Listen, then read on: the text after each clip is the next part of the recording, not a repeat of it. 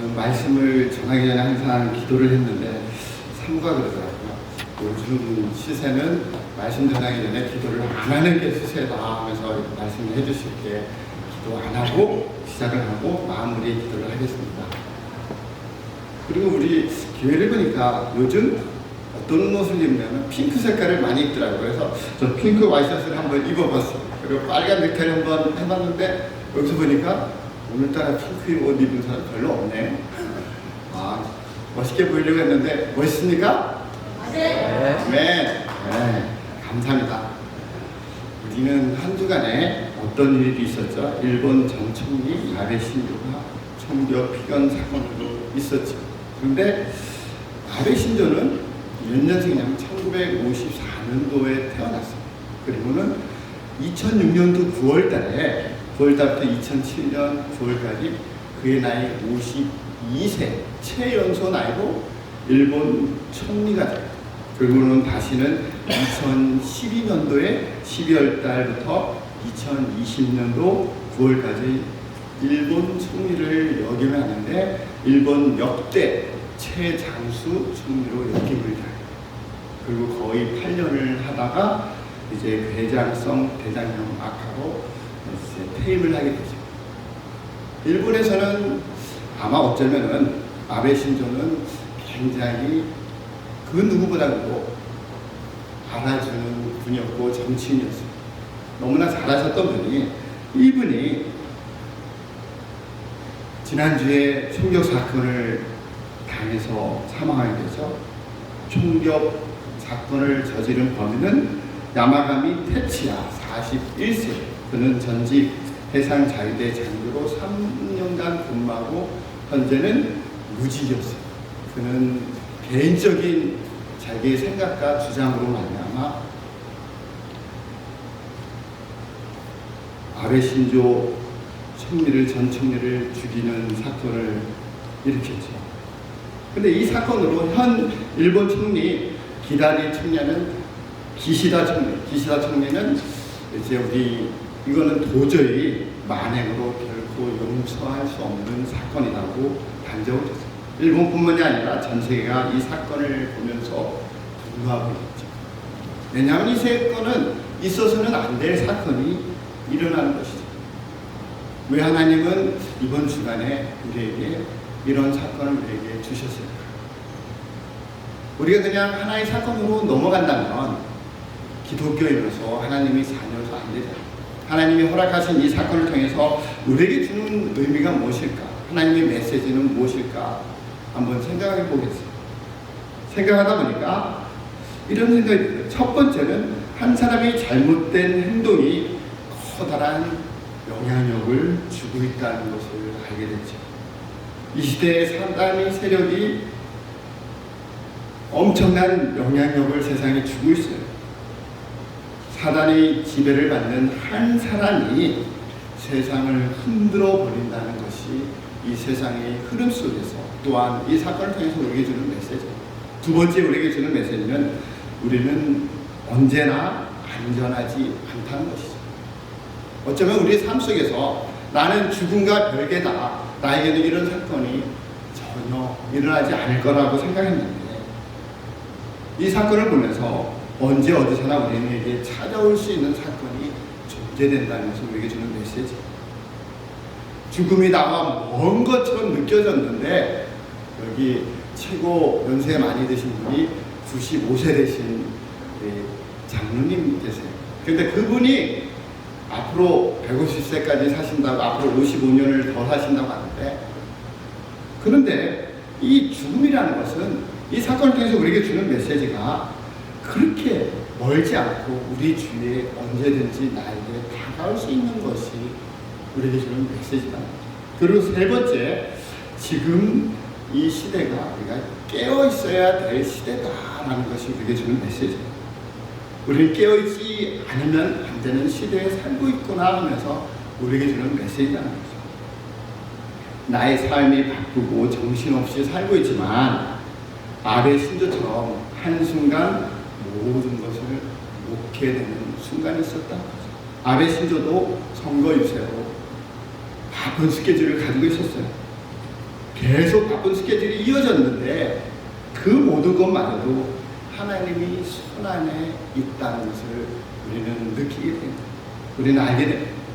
그리고 이 사건을 통해서 역으로 우리는 하나님의 일꾼으로 우리의 귀한 모습이 세상에 퍼져서 세상에 영향력을 줄 수 있겠구나 하는 귀한 말씀이 우리에게 다가오더라고요. 나의 작은 모습마저도 하나님께 아름답게 행동을 했을 때 세상에 나의 영향력이 세상에 미칠 수 있는 이 세상을 우리는 살고 있구나라고 역으로 좋게 받아지더라고요. 우리 몇 년 전에 아프가니스탄의 기독교인들을 이제 순교하는 모습을 유튜브로 찍어서 배포된 것을 우리는 봤어요. 저도 몇 편의 이제 유튜브를 통해서 그들이 순교당하는 모습을 봤어요.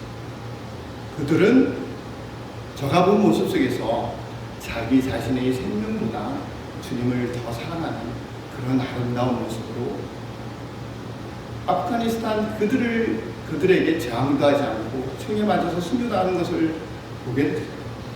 어떨 때 저는 그 모습을 생각하면서 이런 분들의 영향력이 지금도 알게 모르게 여러 사람에게 영향력을 주고 있구나. 나의 모습은 영향력을 주는 그런 모습을 가져야 되겠다라는 것이 이번 사건을 통해서 우리에게 주는 메시지라는 거죠. 우리는 요즘 힘든 삶을 살게 있죠. 요즘은 기쁨이 없죠? 저만 없나요? 기쁨이 없어요. 그리고 어떨 때는 행복도 없어요. 그리고 소망도 없어요. 가야 할 길은 보이지 않고 이렇게 나의 미래를 보면은 암흑한 미래만 보이고 있는 시대에 우리는 살고 있어요. 저 혼자 느끼는 것 같아요. 그런데 이 시대에 나타난 현상들이 이 세상의 그 어떤 것도 만족할 수가 없는 우리의 모습을 가졌어요. 그 어떤 것을 가져도 나에게 만족을 주지 못해요. 그 무엇을 해도 무엇인가 부족한 나의 모습을 채우기 위하여 이것저것 찾아 헤매기도 해요. 그리고 나에게 기쁨을 주고 행복을 주는 것이 이걸까 해서 찾아가 보지만 그것을 취해 보지만 역시 그것마저도 우리에게 기쁨과 행복을 진정한 행복을 주지 못하고 있다는 거죠. 그러면서 알게 모르게 우리는 어떤 모습을 젖어 있냐면 나를 위하여 살아가는 모습으로 바뀌어져 있어요. 누가 뭐래도 나를 위해서 살아가는 모습이 되어지고 또한 나를 알아주기를 원하는 이 시대에 살고 있어요. 조금이라도 듣기 싫은 소리를 들으면 알게 모르게 나도 모르게 화가 나는 모습을 우리는 가져요. 그리고 나를 위한 칭찬은 들을 수가 있지만 나를 위한 권면은 들어줄 수가 없는 시대에 살고 있어요. 나를 사랑하고 나를 위해 권면해 주는데 내 귀에 거슬리면 듣기가 싫은 거예요. 특별히 목회자가 되면은 여러분들이 믿든 믿지 않든 성도들을 생각하는 것이 목회자의 마음. 시간 나면은 항상 생각하는 게 우리 성도들 한 분 한 분 생각을 해봐요. 생각을 해보면은 생각할 때마다 기쁨이 더 많겠어요? 근심 걱정이 더 많이 들겠어요? 외로 목회자가 되다 보면은 하나님은 근심 걱정을 많이 줘요. 이분을 생각하면은 이분은 이렇게 아픈데 그 아픔이 잘 해결돼야 되는데 하면서 그것이 아픔이고 저 사람은 저 아픔이 있는데 어떻게 찾아야 될 방법이 없어서 하나님 앞에 무릎 꿇고 기도하게 돼요. 그것이 목회자에 대한 마음이에요. 가장 목회자의 마음을 아프게 하는 것은 예수님을 영접하지 않은 성도들을 보면 그분을 볼 때마다 마음이 아프고 목회자의 나의 모습이 더 초라하게 보여요. 어떻게 저렇게 아름다운 모습을 가진 저분은 어떻게 예수님을 영접하지 못했나.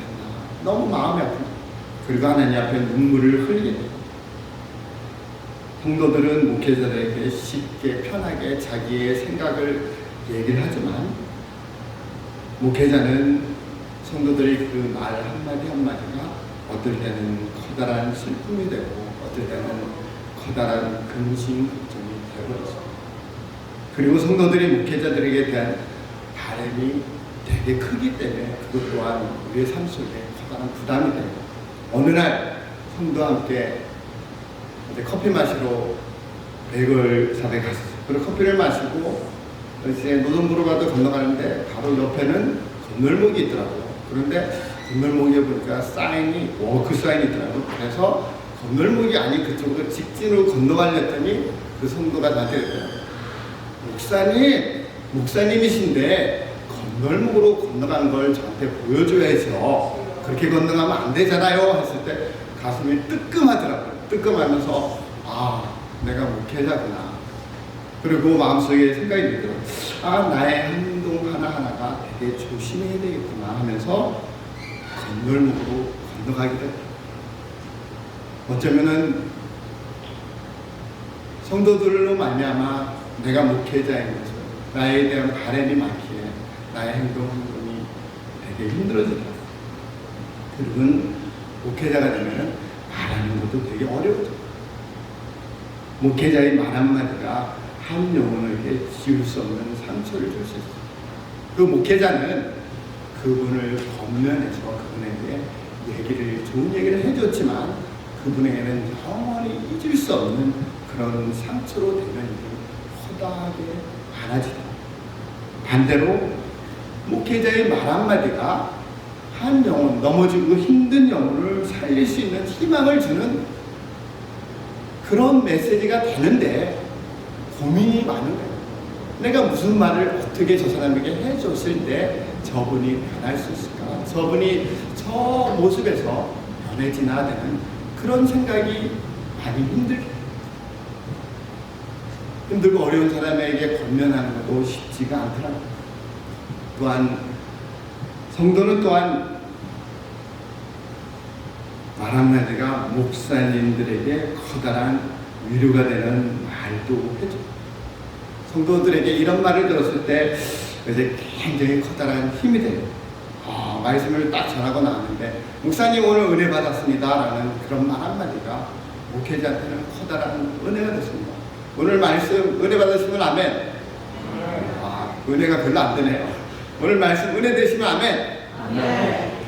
목회자에게는 커다란 힘. 내 말씀이 은혜가 됐다는 너무나 큰 힘이 돼요. 그리고 성도들이 이런 얘기를 해요. 하나님이 너무 좋아요 라고 자기의 고백을 하면 목회자의 마음속에 커다란 위로가 돼요. 그리고 다른 분들을 볼 때마다 너무 사랑스럽게 보여요 라고 성도들이 목회자에게 얘기를 해준다면 목회자는 커다란 힘이 돼요. 그리고 지난주에 기도가 너무 잘 되고 하나님과 깊은 교제를 많이 나눴어요 라고 목회자들에게 얘기해 준다면 목회자는 그 얘기를 들을 때 커다란 힘이 됩니다. 그리고 성경을 읽을 때마다 성경 속에서 꿀보다 더 단 것이 내 속에 느껴지며 말씀이 너무 큰 은혜가 됩니다라고 그런 얘기를 목회자들에게 해준다면 목회자들은 커다란 힘이 된다는 거죠. 그리고 또 이런 얘기를 해준다면 말씀의 거울로 볼 때 저의 모습이 너무 초라하게 보여요. 저가 미워 죽겠어요 라고 말씀의 거울로 자기를 비춰보면서 자기에 대한 고백을 목회자들에게 해준다면 그 얘기를 들었을 때 목회자들은 커다란 힘이에요. 그리고 마지막으로 목사님 저희 열심히 전도할 수 있도록 기도 한번 해주실래요? 라고 한다면 목회자한테는 아주 커다란 힘이 된다는 거죠. 우리는 힘든 이 시대를 살면서 우리를 굉장히 이상한 곳으로 세상을 흔들리게 하지만 우리의 말 한마디, 우리의 모습을 통해서 사람에게 큰 힘과 영향력을 줄 수 있는 이 모습에 살아요. 오늘 말씀을 통해 세 가지로 보면서 우리에게 주는 말씀, 그리고 오늘 말씀이 나에게 얼마나 큰 힘이 되는가를 한번 나눠보겠습니다. 오늘 주신 말씀을 세 파트로 나누면 우리 주 예수 그리스도의 날이라고 첫 번째로 잡았어요. 근데 우리 뒤에 사진을 한번 넘겨주시면 한 장만요. 질문 하나 드릴게요. 여기가 어딜 것 같아요? 여기가 어딜까요? 그러면 예를 들어서 한 장만 더 넘겨보실래요? 힌트. 와, 맞아요. 여기는 폴란드 아이스비치 수용소. 그리고 다음 사진 한번 넘겨보실래요? 이렇게 많은 유대인들이 잡죠. 한 번 더요. 네, 여기까지입니다. 이제 다시 그 첫 번째 사진으로 보내주세요. 바로 제가 여기를 설명하는 것이 많은 유대인들이 기차에 자기가 원치 않았지만 빽빽하게 타가지고 바로 이 자리에서 내려. 이 자리에서 내리면은 독일군 장교가 뭐를 얘기하냐면 너는 이쪽, 너는 저쪽 하면서 두 파트로 나가죠. 한쪽 파트는 나이 많은 사람, 그리고 너무 어린아이 그런 애들을 다 한쪽으로, 그리고는 직통 어디로 가냐면 가스실로 데려가서 죽여. 그리고 건강한 사람, 그런 사람들은 따로 분리하는 장소. 바로 이런 장소가 바로 여장소. 오늘 왜 이 사진을 보여주냐면 우리 주 예수 그리스도의 날에 우리가 주님 앞에 섰을 때 주님께서는 우리에게 두 가지 길을 제시해줘요. 한 곳은 사망의 길. 이 세상에 살면서 가장 잘 표현한 것이 무엇일까라고 봤을 때 폴란드 아이스비치 수용소, 여기가 가장 잘 표현하지 않았을까. 우리는 죽음과 삶의 그 결정을 이룰 날이 바로 우리 주 예수 그리스도의 날이라는 거죠. 우리 주님이 재림하신 날이죠. 또한 우리 주님이 선택하는 데서 우리는 생명을 구하는 그쪽으로 우리는 선택이 되는 사람이고, 그렇게 선택이 됐을 때는 주님을 신랑으로, 교회가 신부로 만나 결혼 잔치가 이루어지는 날이죠. 그리고 우리의 모든 수고가 다 끝나고 수고의 축복으로 우리에게 전해지는 그런 날이죠. 주님께서 칭찬해 주시는 날이죠. 그날이 되면, 주님이 오시는 날이 되면 주님 앞에 딱 섰을 때 등을 딱 들고 너 이 땅에 살면서 정말 수고했다 라고 칭찬해 주는 그런 날이에요. 우리 옆에 사람에게 한번 인사 나가겠습니다. 정말 수고했습니다 라고 인사 한번 나가겠습니다. 수고 많았습니다. 네, 바로 우리 옆에 있는 분들이 바로 우리 주 예수 그리스도의 날에 우리 주님께 정말 수고했습니다라고 칭찬받는 날이죠. 그리고 우리는 들림을 받아서 주님과 함께 7년 동안 혼인 잔치를 갖게 돼요. 7년 동안 주님과 혼인 잔치를 이루고 이 땅에 내려와서 1000년 동안을 무엇을 갖냐면 주님과 함께 왕노로 돼요. 1000년 왕국이 이루어져요. 1000년 왕국이 이루어지고 나서는 백보자 심판이 있고 우리는 영원히 누리는 천국의 삶이 시작되는 날이죠. 그곳은 근심 걱정이 없죠. 아픔이 없죠. 어둠이 없어요. 사랑과 기쁨과 그리고 행복만 있게 되죠. 오늘 우리 실질적으로 보지 못하니까 그것을 느끼지 못하는 거예요. 그날은 우리는 주님 앞에 천국에 섰을 때 우리는 아픈 곳이 하나도 없어요. 주님을 배우면서 정말 우리가 이 땅에서 느껴보지 못한 그런 기쁨, 사랑, 그리고 행복이 가득한 모습을 우리가 갖게 돼요. 우리의 모습은 어떻게 바뀌냐면 천사의 모습으로 바뀌면서 우리는 어느 길을 걷냐면 황금길을 걸으며 생명나무 실과를 맺으며 새로 단장한 새 예루살렘을 보게 되죠. 새 예루살렘을 딱 보게 되면은 아주 큰 예루살렘 성전에 12개의 진주문이 있어요. 그 진주문이 얼마나 큰지 몰라요. 그리고 그 안을 들어가 봐요.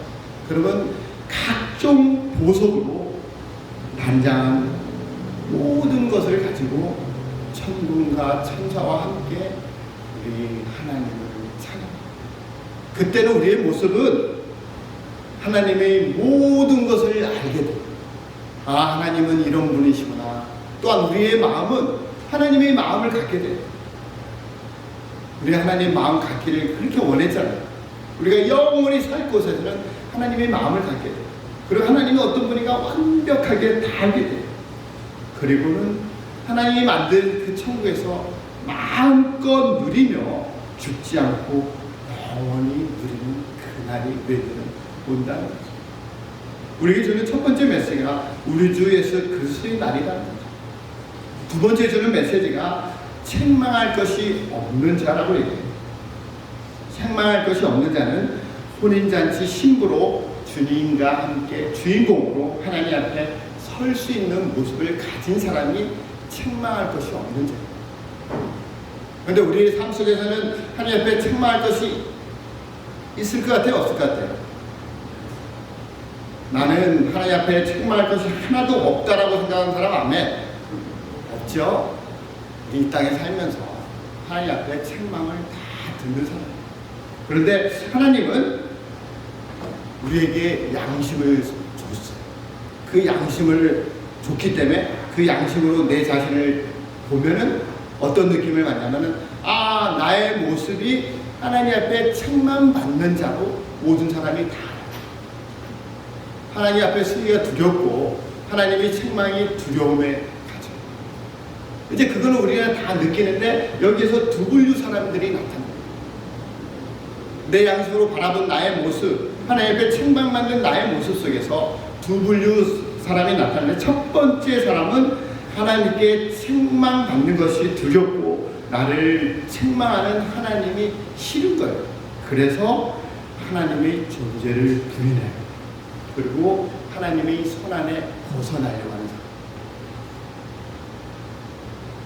하나님의 손안에서 벗어나려는 강한 의지가 있기에 하나님이 없다고 억지로 만들어서 부인해버리는 사람. 그렇지만 그들의 마음속에 하나님의 존재를 인정하지 않기가 너무 힘들어요.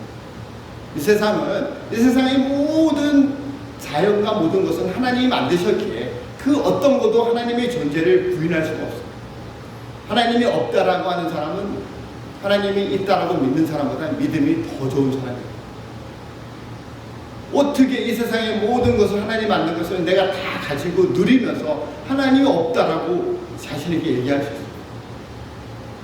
바로 자기가 하나님께 책망받는 것이 싫어서 부인한 사람이죠. 그리고 두 번째 분류 사람은 하나님께 회개하며 하나님께 돌아가는 사람. 성경을 읽다 보면은 이스라엘 백성들은 하나님을 떠날 때가 너무 우상들을 섬기고 너무 많이 그런 모습을 가져. 그리고 그들은 그 하나님을 떠났을 때 도저히 해결하지 못하고 힘들고 어려울 때는 하나님께 돌아와요. 하나님, 내가 잘못했습니다. 나를 용서해 주십시오라고 이스라엘 백성은 돌아와요. 하나님은 돌아오는 모든 사람의 죄를 용서해 주시고 축복해 주세요. 그것이 하나님의 마음이다. 언제든지 하나님께 돌아오면 하나님은 용서해 주시고 책망할 것이 없는 사람으로 만들어주세요. 그것이 우리에게 주는 메시지. 우리는 하나님께로 어떤 사건에서도 항상 돌아가기만 하면 하나님이 우리를 책망할 것이 없는 그런 삶으로 우리에게 해주신다. 세 번째 우리에게 주는 메시지가 끝까지 견고하게 하시리라라고 줍니다. 끝까지 견고하게 해주신다. 우리가 넘어지지 않고 지켜주신다는 얘기죠. 우리를 혼자 두지 않고 예수 그리스도 우리 주와 더불어 교제하시게 하시죠. 우리를 혼자 두면은 언제든지 넘어져. 우리 교회에서도 이제 성경도 잘 읽고 그 다음에 또한 기도도 많이 해요.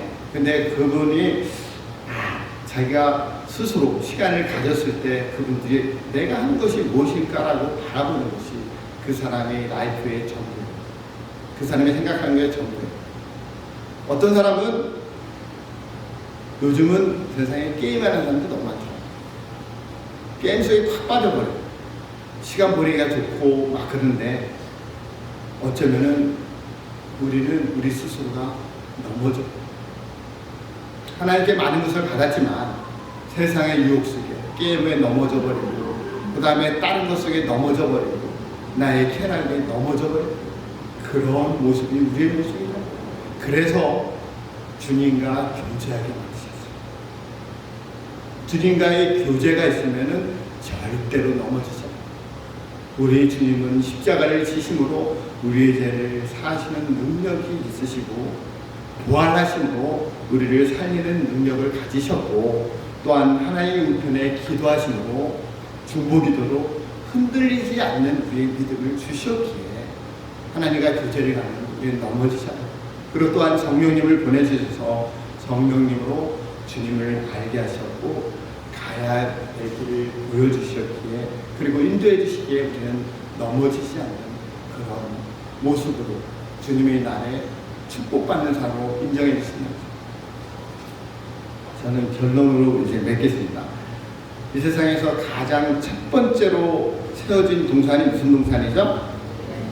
아멘, 에덴 동산이죠. 그 중에 에덴 동산에서 생명나무가 있었어요. 생명나무 같이 옆에 있었던 나무가 무슨 나무죠? 선악과 나무. 그러면 여기서 제가 질문을 한번 드릴게요. 내가 에덴 동산에 살았다면 나는 선악과를 안 따먹었다. 나는 선악과를 따먹었다. 한번 질문을 드릴게요. 나는 선악과를 따먹었다라고 생각하는 사람 손 한번 들어보세요. 나는 선악과를 따먹었을 것이다. 두 분. 그럼 나는 세 분. 나는 선악과를 절대 안 따먹었을 것이다 라는 사람 손 한번 들어보세요. 자신이 없죠? 우리 두 분 들었습니다. 근데 제가 여기서 말씀드렸습니다. 말씀을 맺으면서 선악과에 귀가 갑자기 정말 쫓깃하면서 듣는 것 같아요. 내가 선악과를 따먹었을까 안 따먹었을까는 우리는 이걸 보면 뭐를 보냐면 그때 당시 에덴 동산에서는 죄가 뭐였죠? 딱 한 가지밖에 없었어요. 선악과만 안 따먹으면 그 어떤 것도 죄가 아니에요. 내가 벌거벗고 다니든 옷 입고 다니든 내가 무엇을 하든 심지어는 내가 하나님이 만든 짐승을 내가 죽여도 그건 죄가 아니에요. 하나님이 만든 거는 오로지 죄 하나는 선악과예요. 근데 선악과를 따먹은 것은 죄를 지은 거예요. 하나님의 말씀에 불순종한 거예요. 에덴 동산의 삶은 죄라는 것은 오로지 선악과 하나만 죄였는데 지금 이 시대의 죄는 어떤가요? 선악과만 안 따먹으면 죄인가요? 그렇지가 않다. 이 시대의 죄는 선악과는 무엇을 하냐면 하나님이 얘기한 십계명 그 다음에 그 외 율법 그와 모든 것이 우리에게는 선악과라는 거죠. 에덴 동산에서는 한 가지의 선악과가 있었는데 지금 이 시대에서는 수많은 선악과가 우리한테는 존재된다는 거죠. 심지어는 우리 주님이 이 땅에 오셨을 때 더 많은 선악과를 만들어 주셨어요. 우리에게 주셨어요. 구약에서는 뭐였었냐면은 여자를 보고 참 이쁘다 하면서 속에 이상한 마음을 가졌어도 그와 관계를 갖지 않으면 죄가 아니었어요. 그런데 우리 주님이 뭐라고 얘기했냐면은 이쁜 여자를 보고 마음속에 저 사람이랑 마음만 먹어도 그것은 간음한 죄다. 우리 주님은 선악과를 더 많이 만들었어요. 그래서 이 땅에서는 선악과를 안 따먹을 수 없는 그런 모습으로 바뀌어졌어요. 그래서 우리의 삶이 힘든 거예요. 우리가 선악과를 안 따먹었다면 굉장히 편하고 아주 즐겁고 기쁘게 살 수 있는데 우리는 새로 만든 많은 선악과가 우리를 힘들게 하고 그 죄 때문에 우리는 어렵게 살아가요. 그런데 오늘 우리에게 주는 메시지가 너가 우리 주 예수 그리스도인 안에 너가 살기를 원하면 주님께 돌아와. 우리 주님은 하나님은 얘기해 주세요. 하나님은 미쁘시기 때문에 선악과를 따먹은 그것을 핀찬하고 왜 따먹었냐고 책망하는 것이 아니라 나에게 돌아오라. 나에게 돌아오라. 그러면 내가 너의 죄를 동에서 서에서 먼 것처럼 멀게 내가 잃어버리지 않겠다라고 우리에게 주는 메시지. 그리고 너의 모든 것을 내가 해결해 주시겠다라고 이 아침에 거룩한 주일날 우리에게 주는 메시지입니다.